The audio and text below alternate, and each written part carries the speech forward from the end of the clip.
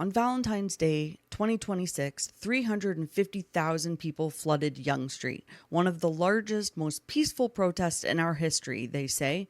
The news is calling it historic. The premier is calling it an honor. They are waving the lion and sun, a symbol of a nation they want back, a nation being choked by hyper-surveillance and a dying economy. It's a beautiful sight, isn't it? Solidarity, courage, fighting for people 10,000 kilometers away. But here's the nuance that's going to make you uncomfortable. Why is this peaceful while a Canadian waving a maple leaf for the same reasons is extremist? Think about what they are protesting right now. Hyper-surveillance? We just saw the 2026 update to Bill C-12 grant warrantless access to your data under public interest. A collapsing economy? Our dollar is in a tailspin while the cost of bread is becoming a luxury item. StatCan says the CPI is stabilizing at 3%, but the Canada Food Price Report tells the truth. Your grocery receipt for meat is up 7%, and they're predicting a $1,000 increase on your annual bill.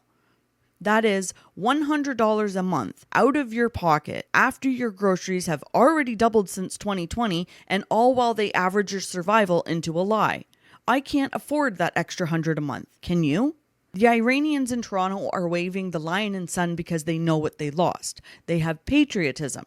They have a symbol worth fighting for.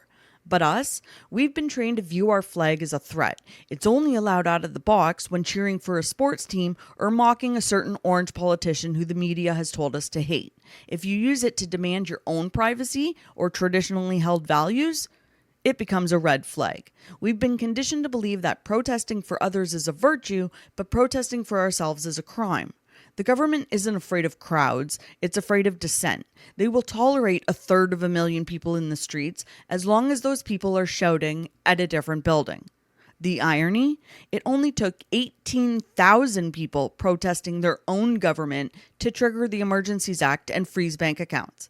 But 350,000 people can gather safely because they aren't a threat to the local regime. They are protesting a regime half a world away. We are a nation of 40 million people who will march for every other freedom on earth except the ones being stripped from us in our own backyard. It's frickin' weird, man.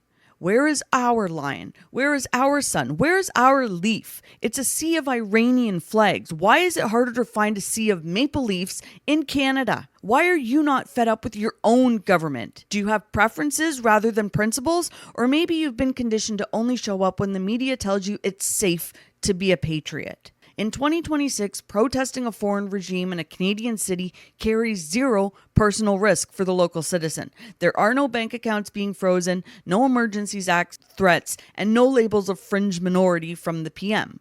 The Iranian diaspora is using the lion and sun as a symbol of a lost, glorious heritage. They are fighting for a national identity that was stolen. And you don't see the similarities? You only see sides?